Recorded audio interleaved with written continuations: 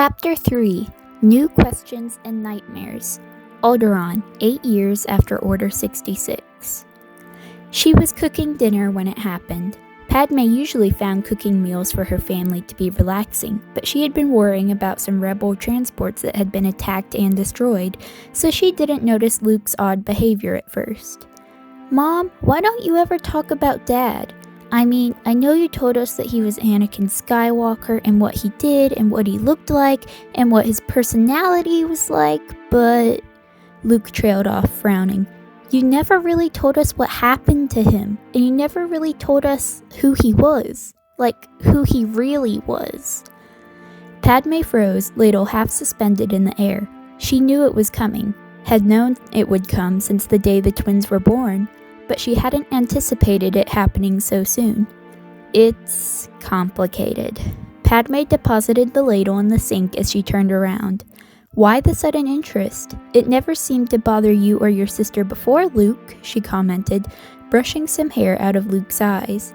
Her hands and voice were steady, but her heart was thrumming faster than a pod racer's engine. "Some kids at school were talking about how their dads play with them and teach them stuff, or how they died on a special mission or protecting someone."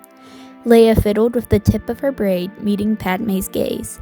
"It made us curious, especially me, since Bail's my adopted dad and Brea's my adopted mom when I go to the Senate, or if you're on a mission."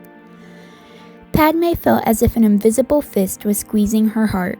Of course they wanted to know about their father. They knew who their aunts and grandparents were, even if they had never met, but they only had as much knowledge about their own father as half of the galaxy of strangers did.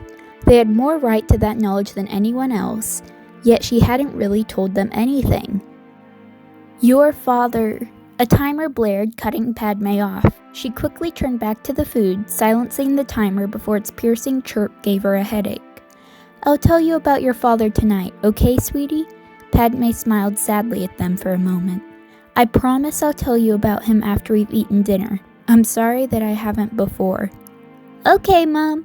Luke got up and gave her a brief hug, peering up at her with bright eyes. A moment later, Leia joined him with a mischievous grin. "I can't wait," he whispered excitedly. That's when he noticed the toy in his sister's hands. "Leia!" he cried. With a laugh, the young girl danced away, her brother in hot pursuit as he attempted to reclaim his hollow puzzle.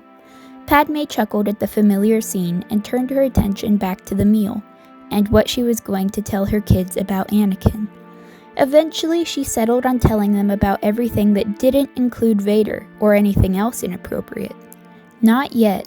If she had her way, they wouldn't learn about their father's dark alternate identity until they were at least 14 or 15. She felt it would be hypocritical to wait much longer, as she had been a queen at 14. At least if she waited until then, she both would not be a hypocrite or darken their childhood any more than the Empire already had. They ate in a silence thick with anticipation and settled on the couch as soon as they had cleaned their plates of every morsel. "Cuddle close, kids," Padme encouraged. Soon they were each tucked up against one of her sides, and she sighed as she ran her fingers through their hair. Leia had taken out her braid, and began. "I first met your father on Tatooine when I was 14 years old. He was 5 years younger than me at that time, but the very first time he saw me, he asked me if I was an angel."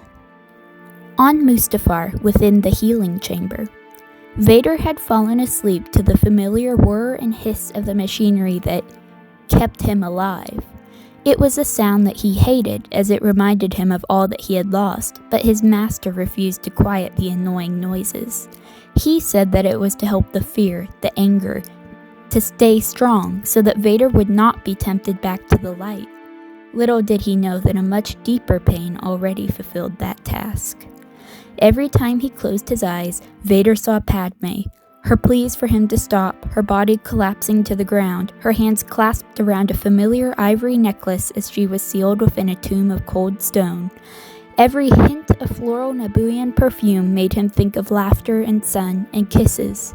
Every short human woman with curly chocolate brown hair caused him to do a double take, an instant of hope that came crashing down around him.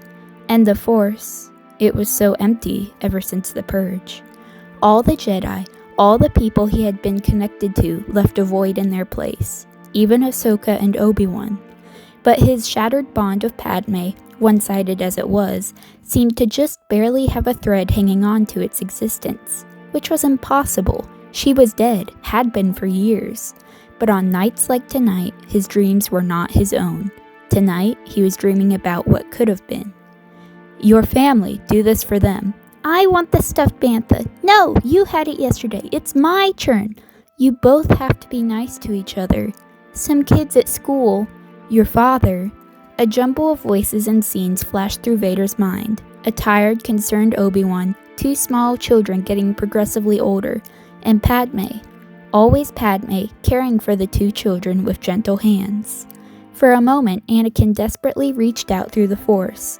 His consciousness just started to brush something before the connection snapped again, plunging him back into a spiral of self-hate and heartbreak. Back into Vader. Alderaan. For just a moment, Luke and Leia felt something cold, something angry and dark, desperately pulling at their minds. Blue eyes met brown as the twins frowned, the strange feeling vanishing as soon as it had appeared.